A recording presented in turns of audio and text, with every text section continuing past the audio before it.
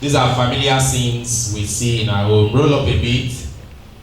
This young man is set for school, had taken the mother's or the father's handset, gone to a corner and playing with it. The other one is actually watching television very late at night. I decided to do a study on this. So the question to you is, how long does your own child or children spend behind the screen, either in handsets or television sets? Because it will also affect their life. That is what I want us to discuss. When a child spends so much time behind the screen, the child will be forced into being overweight, having aggressive behavior, fearful and scary, might form smoking or drinking habits even when the parents don't smoke or drink. They will create gender role, especially the male among them attacking the female. They will end up being bullies in their schools and around people or with people around them, and they will generate early sexual behavior. What is the recommendation? You will be very surprised to note that children who are about 6 months are already struggling with their mummies for their phone. So each time your phone rings, the child knows. And while you are struggling to pick the phone, the child is also struggling with you over the phone. Why? Because her attention or his attention has been geared towards what the phone can do. So from the age of 0 to 18, the child should not be allowed a phone at all. We go further from being a toddler to 24 months. As at that point, anything the child should see should be guided by the parent or caregiver. For children who are within the teen age of 5 to 18, the parents should also be careful what they are exposed to. You will find out truly that because the parents are not always available and these children have all the time to look at the television and so on, peer group formation is still different. Apart from the fact that they stay in a place so long and everything they've eaten will be inside of them, which could result to obesity, they don't understand commercials that they see on the television. When they see those commercials, ask them, what is fascinating about this? They will explain to you in their own way. But it's now left for you as the adult to say, this is the ideal thing. It's not the way you think. Don't be surprised you go into an argument, because they will not believe you in the first place. But you need to be stronger in your own argument to let them know that it is not the way they are taught. And if it will be possible, if they must spend time viewing television, let it be what you want them to see. You go to the net, please go.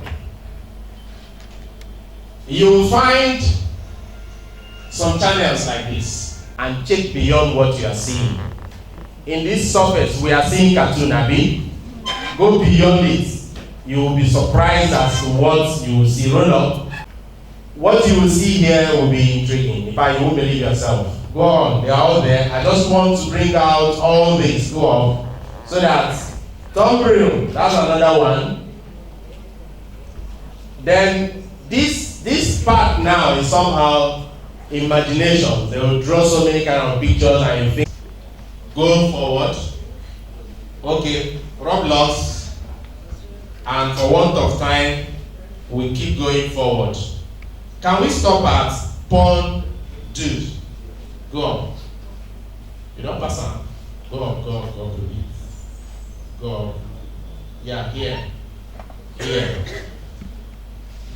Everything you see as I bet me on an novice. What be this? Cartoon, right? And we agreed that cartoons are built to children, Abi. This is complete pornographic setting. Complete. With a lot of imagination. There was a day in class I was informing my fellow facilitators that they should please reach out to families and tell them. The worst about this set of cartoons is that they are making the kids, to look at sex as available even within their, not just in bracket, within their siblings and their parents. So a child who grew up with this kind of mind can come to you as the mother one day and say, "Mommy, please, remove your clothes. I want to sleep with you."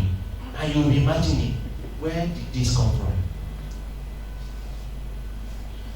In order to save time, let me just go straight to, because most women make their phones available to their children. Okay? And you just give them and innocently you walk away. What they do with it, you don't know. And there are some of these stories that are posted on our Facebook page some times ago. We have to be very careful.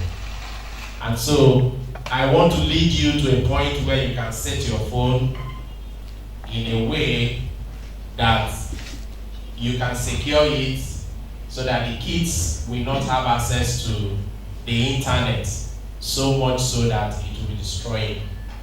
But please, through the night, whatever interaction you do, go through that phone in the morning before you make it accessible to any of your children. These are steps that you might take if you want to filter the information that can come into your phone, so that whoever you pass it on to will not be affected, especially your kids. Number one, you go to Play Store. We all know how you can get to Play Store. Roll up. When you get to Play Store, come on, roll up. Go up. Check here, you'll see these buttons. And when you get the buttons, click into it. And it will, yes, just click into it. And it will lead you to a place where you do a setting. Roll up. It will lead you here where you can do setting. Hold it there. That will be family friendly content. The second one, with that you'll be able to supervise what your kids are doing. And the third one is that you get links to their own settings that you have already deposited there. You see this, learn more about the creation and management of the Google account for your own kids. So if you have their own contacts here and they go to channels that they are not supposed to go to, you will get the report so that you can monitor that. And for those of you who have the televisions at home, most of them are terrestrial. Some who have good TVs and the likes. There's always also a parenting setting which will filter the kind of programs that will be available for your kids. My time is up, I'll stop there. Thank you very much.